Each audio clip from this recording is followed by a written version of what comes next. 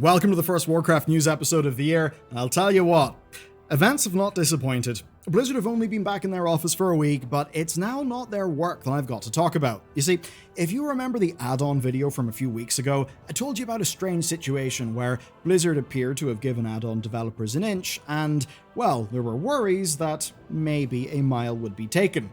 And on that front, amongst some others, I have serious updates for you. Now, if you don't want to learn about coding, you're not into games, just skip this. But if you're still here, well, the good news is that today's sponsor, Boot.dev, was built specifically for us by, of course, a big fellow gamer. And Boot is actually more relevant than ever. You see, what they do is they teach back-end development. That's the kind of thing that lands you those 100k plus jobs, but they do it through a structured, self-paced program that's designed to be around 12 months. It's extremely in-depth, and it's structured like an RPG. Leaderboards, achievements, quests, big Discord community that actually helps, and crazy stats when it comes to just the amount of users that they've got and how well their platform's been doing. Now, they teach you Python, TypeScript, Go, all of that, and it's all from the fundamentals up. That includes portfolio projects, things like building a Pokedex. It's all really cool. Now, from my side of things, I did a BEng computer science, that's C++ and C# game engine-y stuff, which is a fairly different world to web dev. That's why Boot's really useful to me. And their teaching approach, I'd say, is incalculably better than anything that I really got at uni. It's just far more hands-on and really thorough. And here's the thing. With the Claude codes and the cursors, which honestly are kind of addicting and fun, well, they're only as good as the person who's using them. And what Boot teaches you is the fundamentals that separate a serious engineer from just someone who's generating a bunch of code that they don't understand, that may be cool, but maybe won't work or maybe won't be secure. So if you're serious about getting real engineering skills, this is for you. And hell, their new Training Grounds feature even generates personalized problems based on what has challenged you as you've been doing things on Boot, all with spaced repetition baked in. It's goddamn gigabrain. And you'll get 25% off your first purchase at boot.dev/Bellular. You'll save the most on an annual sub, and if you're not happy, don't worry, they will refund you on the spot. Thanks to them for sponsoring. Since the initial Midnight Alpha, Blizzard have been slowly giving Addons some of their features back. And honestly, most of that's actually been great. It's been personal character information stuff and opening up customization for your unit frames and your nameplates. After all, their hard line was competitive advantage. It wasn't aesthetic preference. Then last month, I told you that Blizzard gave devs the okay on using a strange little workaround to indicate which mobs in a dungeon were casters. And now I'm going to show you some add-ons on the Midnight Beta, and you can just tell me whether they cross your personal line. So let's take a look at these. First up, we've got Northern Sky Raid Tools. Here you see custom text in the middle of the screen counting down to an event. It also has custom text-to-speech, so the add-on dev here gets instructions piped into his ears as he's playing the game. Up here, we see the add-on reminding him to use his cooldown at the right time. And I think this next one is what many would find the most egregious. Here are the ads that you need to CC and the order in which you should CC them. And that's possible because the add-on has got access to enough information to customize the nameplate, meaning it can now show you the order in big plain text. So instead of a spell icon and a stack counter, you just see gameplay instructions. So that means that even though a line was drawn in the sand and it seemed the story was closed, somehow Palpatine add-ons returned. How's that all going on? What's up? Okay, first thing, disclaimer, a lot of this is rough work. It's people working out what's actually possible given the new rules and the wiggle room provided by Blizzard. Most of the custom timers and text are not actually coming from the game itself. They're actually based on predetermined, pre-configured timelines that are made using this website. They track real time based on using whenever certain phases start, which is of course usually accurate enough with Blizzard's most recent designs. And what that means is none of this would actually cross Blizzard's original threshold of a computational add-on. That's because within the add-on, there's no logic assigning players certain things. There's just reminders of pre-assigned plans. Pre-assigned plans that you can make on an external website and copy-paste into the game, like many existing things. And I think that's the awkward part. You see, the combat API is still locked down. It's not like Blizzard unlocked it and that allowed for these new things to happen. No, all that we've got here is raiders being really creative, and they found ways to use other display tools to show things off to the player. And those display tools are the ones that Blizzard added for player customization. And that essentially is the issue. A lot of people said, look, I want visual customization of my game, not just to be stuck with default Blizz frames. Blizzard said, okay, we're going to release more customization to you, which has now enabled this. So the question then is, do you think using these things, even though they're not computational, would be an advantage? And if so, given a lot of what Blizzard has said, do you think it should be allowed? But if you think it shouldn't be allowed, should that be at the expense of the customization features that so many people, including for accessibility reasons, said they wanted? Well, to state the obvious, what was showed off in those demos is, yes, a competitive advantage. Those things are absolutely useful. Blizzard themselves have stated that they consider knowledge to be a part of gameplay. That means knowing what a spell does. It means remembering what to do during a certain mechanic, deciding whether or not you need to press a defensive or a healing cooldown. Blizzard want you to do that thinking, or some would even say that playing of the video game yourself, and to not just be playing Simon Says with an add-on. And the thing is, when you actually play through them, Midnight's dungeons and raids are designed around and balanced around people no longer having access to add-ons that would tell them what to do. And that means material changes that I think many people will love. Casts come out slower, there are fewer casts, and mechanics generally take much longer to resolve, meaning that you are playing within the mechanic for longer, rather than just that feeling of, you need to react really quickly and be completely right now, sorry you're dead. Which to a lot of people was stressful, thus driving them wanting add-ons. But those add-ons, of course, made solving the problem easier, meaning that Blizzard would then, make it not last as long, or make the right answer be something you'd have to come to way quicker, right? Basically, it led to Blizzard tightening their design tolerances so much that a lot of average people felt left behind by how the pace of the game had developed. And it's not just content design that's changed. The game has already got built-in text-to-speech for most mechanics, and that's because bosses have got distinct lines that actually tell you exactly what they are doing.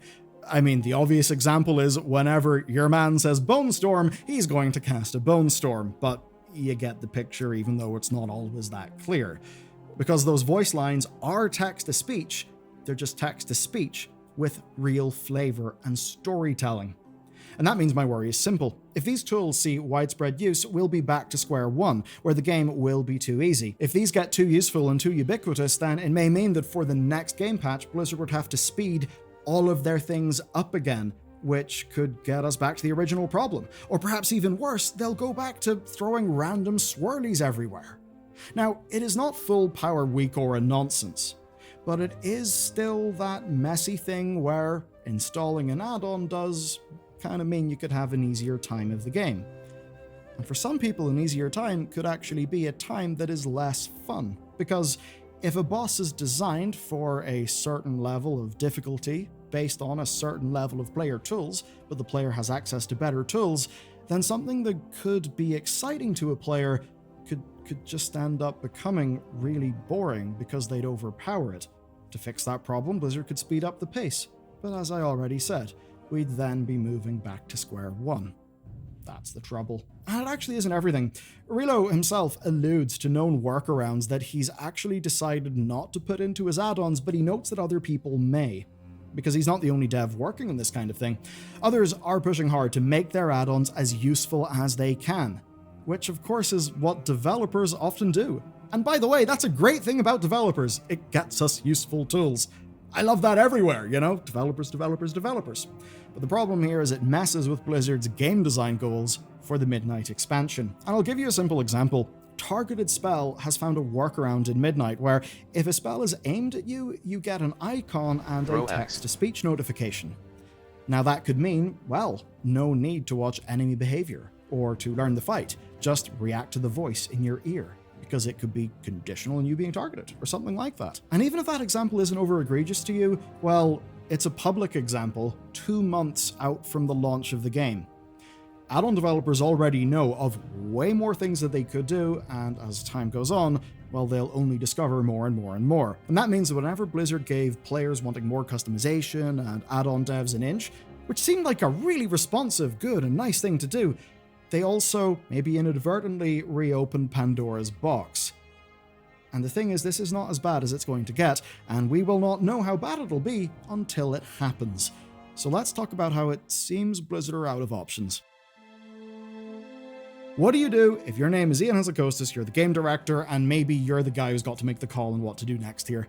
It's a really tough one. If they want to stop this whole thing dead in its tracks, they could, but it would be a bit crazy, because they'd have to completely kill creating custom displays in combat. It would be a bit of a nuclear option, and it would undo the last few months of work that they put into reopening customization. And that would also feel like a betrayal to the people who just wanted the customization, but maybe didn't want the problems that came around with that customization. And also, let's just be real, even if they did that, there's always another option, and that is on-screen overlays. They probably would be the next step, and when I say overlay, I mean ones done entirely with external programs.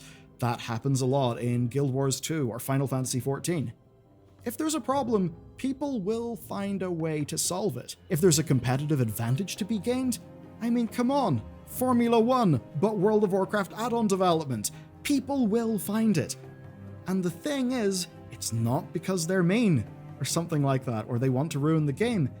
It's because they're creative problem solvers who are inspired to solve problems. That's why WoW add-ons can often be so goddamn amazing. But here's the key thing. Add-ons are the easiest way to do this customization and get that advantage, and that's why add-ons are absolutely everywhere. I think the average person who's used to doing add-ons would really balk at the friction that comes with installing an overlay program, because it is just one step further, and people generally don't want more things in their machine. So I think that's the good news. It still is the case that the add-on disarmament has made add-ons weaker, and it also means it's no longer all centralized within WeakAuras. Now people would be installing multiple add-ons instead of just one, which is a more complicated setup.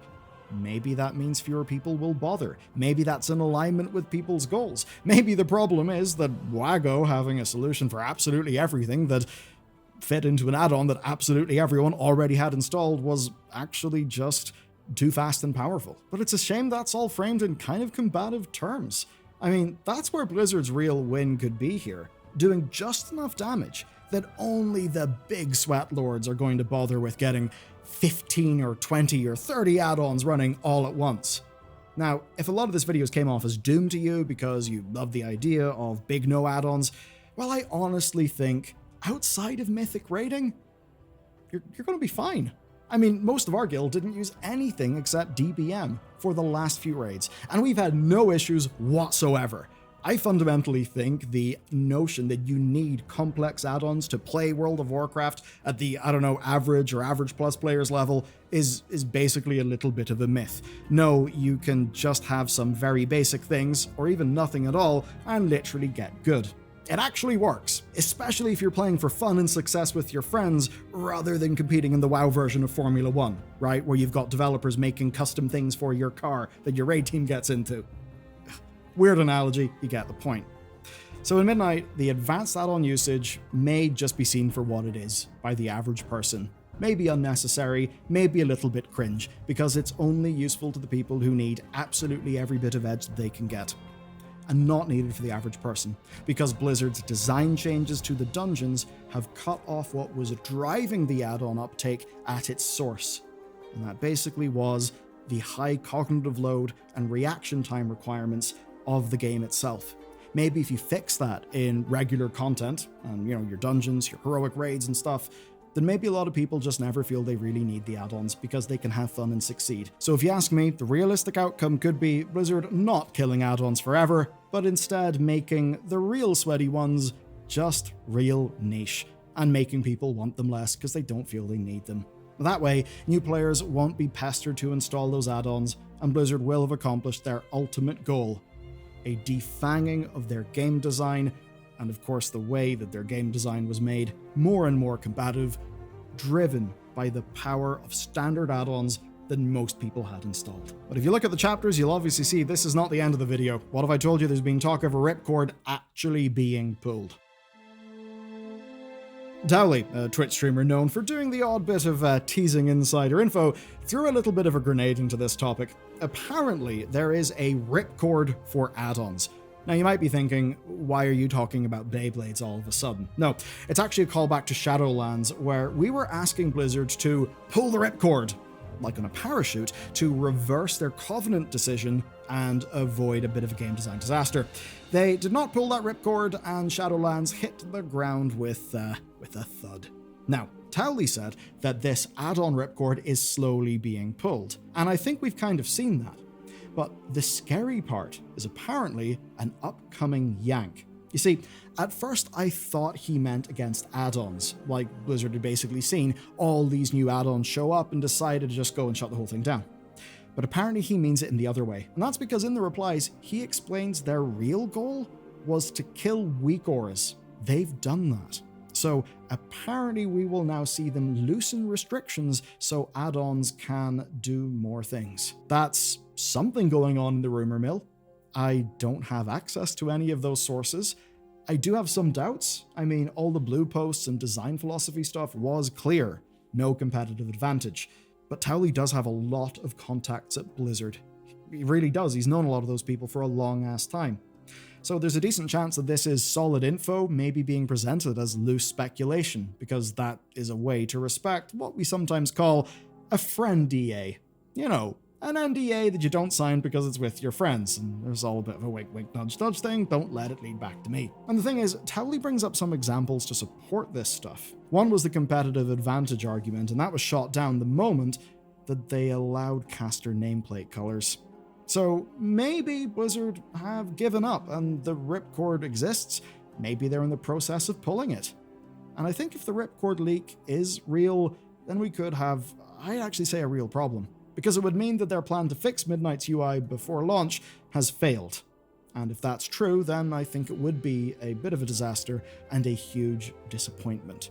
Especially because it would mean we wouldn't get a proper run of it in the real live video game to actually know if it's better or worse, if of course it is killed in the cradle. Though in fairness, logic like that is probably why Blizzard decided not to pull the ripcord whenever it came to Covenants and Shadowlands. And it's funny because everywhere you go, you see people claiming they're happy to see add-ons gone. But humor me here, what if that's a vocal minority? I mean, our guild has lost 2 players because they loved add-ons. Like, yeah, literally, they loved add-ons in WoW, and with this stuff going in this direction, they're just not feeling like returning because it actually removed a lot of the bit that was fun for them of customizing their setup. I guess to carry forward my F1 analogy, they liked being the driver, but also a driver with a little bit of manufacturing skill who could make their own setup. And I get that. That's fun. It's no surprise they're also EVE Online players. And maybe it's just the case that for all the people who've been vocal, that over the last few months of looking at pre-purchases and feedback, the Blizzard have just got data suggesting that the juice has not been worth the squeeze when it comes to the add-on purge. I mean, on the surface, it looked like Ian's post was a hard line in the sand. But Blizzard is not just Ian. We don't know what's being said inside the team. We don't know what competing interests that there are. There could be any number of discussions happening, especially as we get close to launch, because the closer to launch you get, often the more the anxieties of things going bad grow. Because of course, you're close to actually having to do the launch bit. But at this point, all you and I can do is wait and see. For the game's long-term future, I hope the Ripcord talk is nonsense, because I want to see the experiment ran in the real world, and I say that with the knowledge of how Blizzard have changed the content design of the game to match their goals with the add-ons. But that's just me.